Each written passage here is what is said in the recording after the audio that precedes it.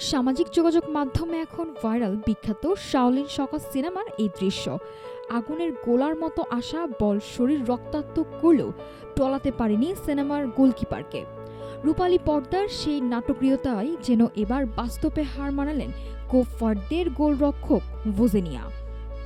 বিশ্বকাপের অন্যতম ফেভারিট স্পেনের সামনে একাই যেন চীনের প্রাচীর তুলে দিয়েছেন 40 পেরোনো এই অখ্যাত গোলরক্ষক।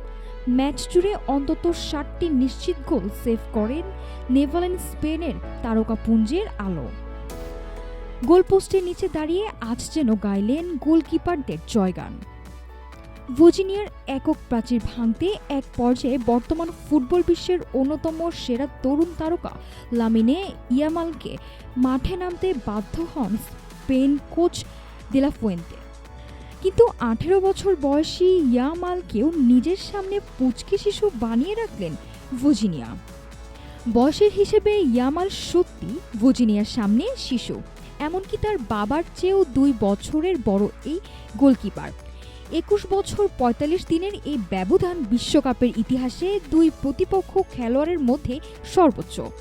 পরিসংখ্যান বলছে 1966 বিশ্বকাপের পর 40 বা তার বেশি বয়সী গোলরক্ষক হিসেবে একমাত্র প্যাট জেনিংস 1986 সালে 10টি সেভ করেছিলেন, যা পরে এখন ভোজিনিয়ার এই 7 সেভের কীর্তি।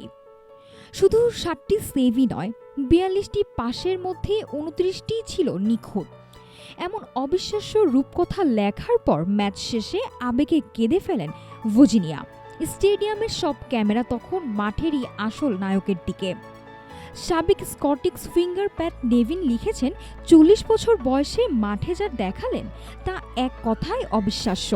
আর সাবেক ইংলিশ ডিফেন্ডার লি ডিকসনের মন্তব্য, ভোজিনিয়া কাঁদছেন, তা দেখে তো আমার নিজেরই প্রায় কান্না চলে আসছে।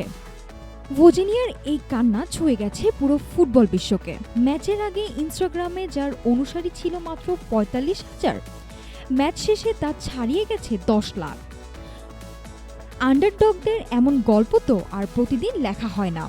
ভোজিনিয়া আসলে কান্নার ভাষায় লিখে গেলেন আনন্দের এক নতুন ইতিহাস। নাফিসা সামিয়া, ঢাকা টুডে।